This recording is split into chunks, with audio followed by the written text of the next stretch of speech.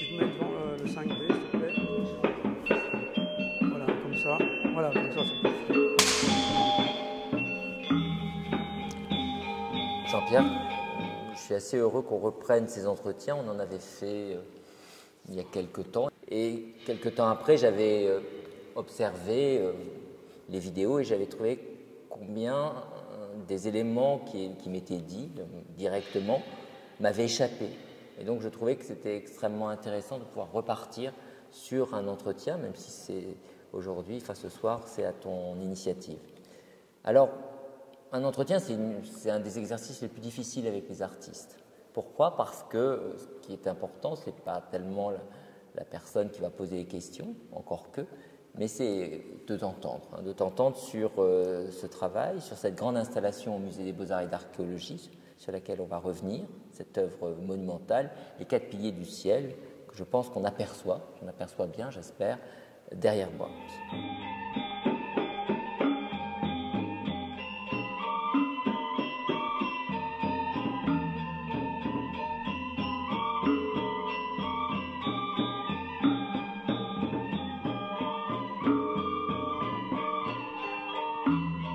Dans un premier temps, ce que j'aimerais faire, c'est essayer de lancer cette conversation, parce que c'est aussi une conversation et c'est comme ça qu'on l'a conçue, à travers des citations que tu m'as transmises d'une façon très cadrée, très structurée, et je trouve que c'est tout à fait passionnant pour rentrer dans ton univers et de rentrer ainsi dans ton univers. La première question que je vais te poser, c'est à travers cette... j'ai choisi parmi les citations, dans l'exemplier que tu as donné, j'ai choisi la première citation que je vais lire. C'est un proverbe à page, il est très court, et je vais te demander de réagir par rapport à ce proverbe à page. Et ça m'a énormément touché. Et ce proverbe dit « Je ne suis pas ici pour m'adapter à votre monde, je suis ici pour protéger le mien ». J'aimerais que tu réagisses à l'une ou l'autre partie de ce proverbe à page, de cet aphorisme, et si tu veux bien, peut-être que tu expliques ce que tu entends protéger dans ta création et comment tu t'y prends, et par quelles images, par quelles références peut-être tu installes cette protection et quel est ce type de protection. Oui, bien l'art, c'est forcément un combat. Je pense que tous les artistes le ressentent. C'est un combat contre la stupidité du monde, contre la destruction du monde. On essaie de régénérer le monde. On fait des rituels de régénération quelque part. Nous sommes vraiment comme les chamans auparavant. Et nous sommes aussi en guérilla, parce que forcément, le monde essaye de détruire toute création, particulièrement aujourd'hui. C'est vrai qu'on est un peu dans un état de résistance, on pourrait dire. Et ce proverbe à page est très bien, parce que, oui, on est chaque jour au combat pour essayer de défendre les valeurs humanistes, les valeurs de la beauté, les valeurs de la couleur, les valeurs de la vie aussi. Tu vois, je ne suis pas pro-life, entre guillemets, mais je suis pour la vie. Et je pense qu'on le sent très fort dans mes peintures, parce que j'utilise beaucoup de couleurs, beaucoup d'énergie. Et c'est vraiment ce combat que je voulais nommer et présenter au public. Bon, que les gens le ressentent ou pas, ça c'est autre chose. Je pense que peut-être qu'il faudra un certain temps avant que les gens sentent la force ou la puissance de mon travail. Mais bon... c'est inhérent à l'art, ça prend toujours du temps. Alors, ça m'a intéressé cette citation, en tous les cas ce proverbe à page, parce que je pense que c'est une des fonctions des musées, puisque les musées, on n'est pas simplement là pour protéger des collections, protéger des personnes, protéger, accompagner en tous les cas du personnel et des personnes, mais on est là aussi pour protéger des significations. C'est pour ça que j'ai bien aimé cette citation, parce que je crois véritablement, parfois on ne sait pas, d'ailleurs le message qui sera donné, comment on va pouvoir l'accompagner, tant pis s'il est perdu, mais parfois il y a des choses qui reviennent d'une façon étrange, mais pas forcément, si je comprends ce que tu dis, pas forcément au moment où on l'attend le plus. C'est pour ça que je trouve que cette idée de protection des significations, et je crois chez toi, c'est un peu différent, c'est-à-dire protection aussi d'un univers, des univers d'ailleurs, et tu as utilisé ce terme de chaman qui passerait de façon plastique évidemment, mais aussi d'une façon presque de rituel, j'allais dire rituelique, c'est pas un très beau mot, à travers toi. Alors on est devant cette grande composition des 4 piliers du ciel.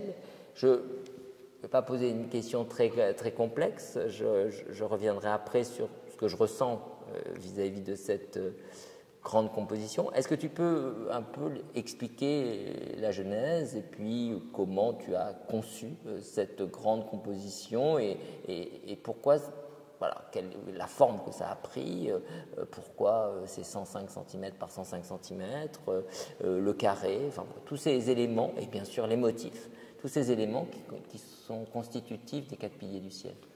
Oui, mais j'ai développé ce travail de manière très organique à New York. J'ai commencé par assembler quelques petits panneaux comme ça, et puis à la fin, dans mon atelier de Brooklyn, j'ai voulu couvrir tout le mur. Et c'est ces installations murales qui me remplissent qui m'apaisent quelque part, parce que c'est pas que je veuille faire des grands formats pour faire des grands formats, ce sont toujours des petites unités que je fais au quotidien, qui s'assemblent et qui forment ce grand tout qu'on peut appeler un peu un univers particulier, un univers d'artistes. Et ce qui m'intéresse aussi, c'est que c'est complètement hétérogène, puisque rien n'a... parfois, il y a des liens qui... comme je répète, avec le médium de la sérigraphie, je peux répéter une image plusieurs fois, mais sinon, il y a des choses qui n'ont absolument rien à voir les unes avec les autres, et ça me crée comme ça une dynamique, un chaos dans lequel je peux vivre. Et ma référence première, c'est vraiment les tombes des anciens Égyptiens, puisque finalement... c'était l'endroit où le mort pouvait survivre pour l'éternité. Donc c'est un peu une quête de l'éternel, quelque part, en toute modestie. Et au quotidien, c'est toujours un travail. C'est le travail qui s'inscrit dans la durée. Voilà. Et d'ailleurs, dans tes notes, parce que tu as écrit dans plusieurs notes, notamment sur la beauté, tu écris sur la beauté, tu évoques aussi cette grande composition, les 4 piliers du ciel. Tu as dit que tu avais attaqué d'une certaine manière la rationalité. Il y a quelque chose que tu attaques. Est-ce que tu peux préciser, parce que je trouvais que c'était une idée qui était belle, sur cette question de la rationalité. Parce que, pourquoi je te pose cette question? Parce que lorsque le visiteur ou les visiteuses passent devant la composition, comme on a ce format carré qui se répète, il y a une grande stabilité, on a la symétrie d'escalier, la disposition a l'air au contraire extrêmement rationnelle. On sent que c'est très maîtrisé plastiquement, esthétiquement, j'allais dire. C'est très maîtrisé aussi au niveau du dispositif. Et pourtant, toi, tu parles d'un moment donné que tu as voulu attaquer la rationalité. Qu'est-ce que tu entends par cette attaque de la rationalité? Non, mais la structure de ma peinture est rationnelle, bien sûr, puisqu'il faut la montrer, c'est architecturé. Il faut la présenter dans l'architecture, bien évidemment. Mais en sens d'attaquer la rationalité, je veux dire par là que nous vivons dans un monde rationnel où c'est l'argent qui domine. C'est un franc plus un franc, ou un euro plus un euro, un dollar plus un dollar. C'est-à-dire que tout s'ajoute comme ça, et tout le monde spirituel a disparu. Et je voulais citer justement Tarkovsky, qui dit dans ce très beau livre que je suis en train de lire, Le temps scellé, depuis la Deuxième Guerre mondiale, la culture s'est comme effondrée dans le monde entier. Et le niveau spirituel aussi. Il faut aujourd'hui, plus que jamais, sauvegarder tout ce qui a un lien, si ténu soit-il, avec le spirituel. C'est-à-dire que le rationnel est toujours en combat avec le spirituel. Sauf que maintenant, toutes les églises ferment, ça devient des ruines. Où trouver l'endroit du spirituel? C'est un peu notre démarche d'artiste, pas de sauver ça, hein. Peut-être que de sauver les derniers morceaux de ce qui a tenu pendant des millénaires, parce que je me sens une certaine responsabilité contre ce monde rationnel qui nous enferme dans la vitesse sans arrêt, qui nous bouffe le temps de vivre. Et tu vois, bon, là, je parle de choses qui sont immémoriales, je parle de choses égyptiennes, je parle de la sexualité qui existe depuis la nuit des temps, pour tout le monde, pour les animaux et pour nous-mêmes. Je parle de la sagesse du Bouddha. Bon, depuis que le Bouddha existait, il y a la sagesse qui existe. Tu vois, je veux parler de cette mémoire collective. On peut appeler ça l'inconscient collectif. Et par exemple, je pense que si les artistes disparaissaient, c'est la phrase d'un célèbre artiste allemand qui dit si l'art disparaissait, le cerveau disparaîtrait également. Joseph Beuys. Wir haben ja bekanntlich überall in der Welt das Problem der Kunsterziehung. Also instinktiv weiß jeder Mensch, dass ein Mensch nicht lebensfähig ist ohne Kunst.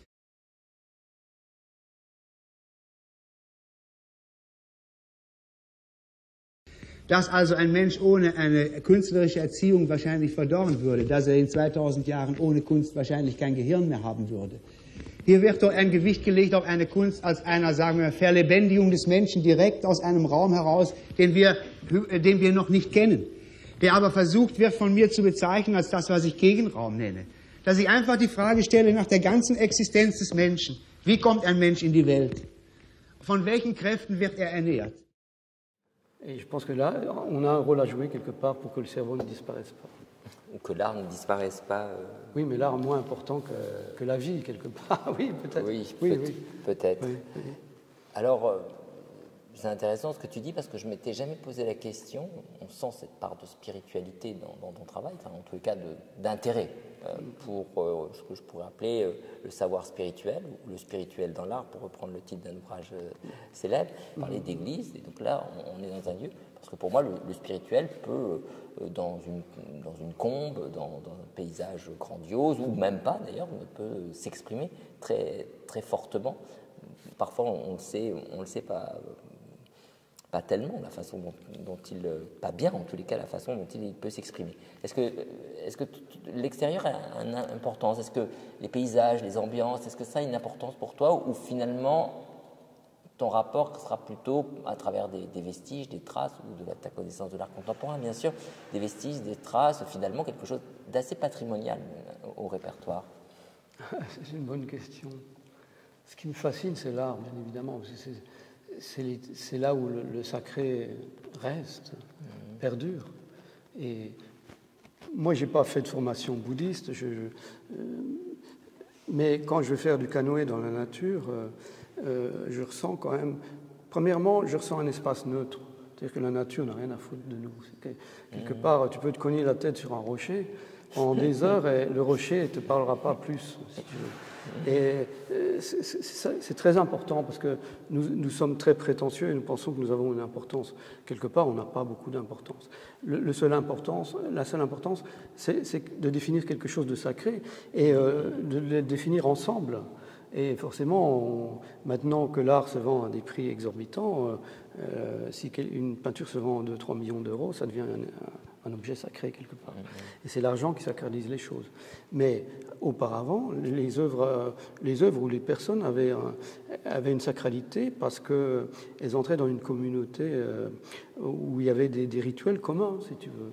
Et j'ai la nette impression que nos rituels ont par grande partie disparu et on se retrouve un peu seul. Donc ça revient peut-être, encore une fois, c'est peut-être le rôle des artistes de rassembler, de créer le lien entre tout le monde, mais c'est un peu prétentieux. Mais bon, peut-être que devant une toile de Pollock, on peut ressentir quand même cette énergie cosmique qu'il a voulu dépeindre, ou cette énergie sexuelle. Ce qui est important, c'est que le public puisse ressentir une énergie. La spiritualité, c'est ça, c'est de sentir une énergie qui nous dépasse, c'est transcendantal quelque part. Et donc, pour non pas conclure, mais en tous les cas, j'aimerais bien t'entendre un petit peu, voir en tous les cas, moi, ce que je ressens vis-à-vis des 4 piliers du ciel. Donc, on a quelque chose d'assez structuré, d'assez stable, une composition assez stable, et pourtant, il y a quelque chose qui est, malgré les mandalas, malgré certains motifs de lotus, certains motifs qu'on retrouve dans ton panthéon, qu'on commence à bien connaître, qui sont presque des attributs formels, on a l'impression qu'il n'y a pas de centre. Et c'est ça qui me perturbe. On a l'impression qu'on ne sait pas dans ces 4 piliers du ciel, alors que ça devrait être structurant, ça devrait être 4 piliers qui, d'une certaine manière, construisent notre rapport à l'art, et peut-être même créer des repères, alors que là, au contraire, on a l'impression qu'on glisse constamment, qu'on ne peut jamais constamment se concentrer dans l'image, tout en étant, et c'est ça que j'apprécie, c'est-à-dire qu'il y a cet aspect, je ne vais pas dire que c'est un en même temps, mais c'est un peu ça, il y a cet aspect où on ne peut pas complètement se concentrer dans l'image, et pourtant, il y a cet effet, par une répétition de certains motifs, que je pourrais appeler le pattern, décoratif qui se répète, comme une psalmodie, presque comme un rapport hypnotique. Donc il y a quelque chose de la concentration, quelque chose qui va vers la concentration et vers un point très très précis.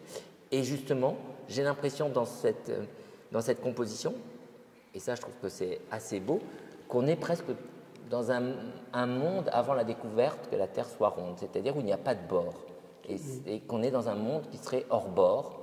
Et justement, comme on est dans un monde hors bord, on se dit si on s'approche trop de la limite de l'œuvre, peut-être qu'on peut tomber, et c'est le motif d'une certaine manière qu'on essaye de retrouver, et parfois les liens aussi, qu'on retrouve, les cordes, les sangles, qui nous permettent de nous remonter à la surface de l'image, ou en tous les cas, de rester sur le bord du monde que tu proposes. Parce que tu proposes effectivement, je ne sais pas si tu proposes une cosmogonie, mais en tous les cas, très certainement, tu proposes un monde. Voilà, moi, en tous les cas, cette installation, parce que je la parle comme cette installation, ce dispositif, m'intéresse tout particulièrement.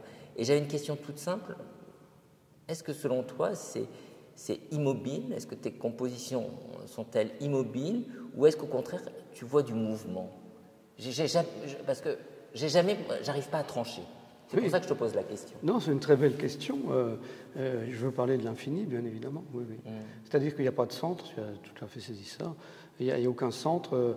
C'est une coalition, un conglomérat d'informations, de même que dans les tranches chamaniques, c'est-à-dire que tout glisse et le temps se mélange, bien évidemment. Il n'y a pas de tenté.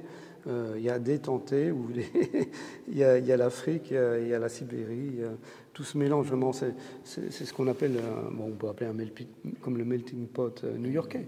Tout se mélange. Je trouve que c'était important parce que ça crée une dynamique autre. Tu as très bien nommé ça. Je sors du temps linéaire. Ouais. C'est exactement ça. Voilà.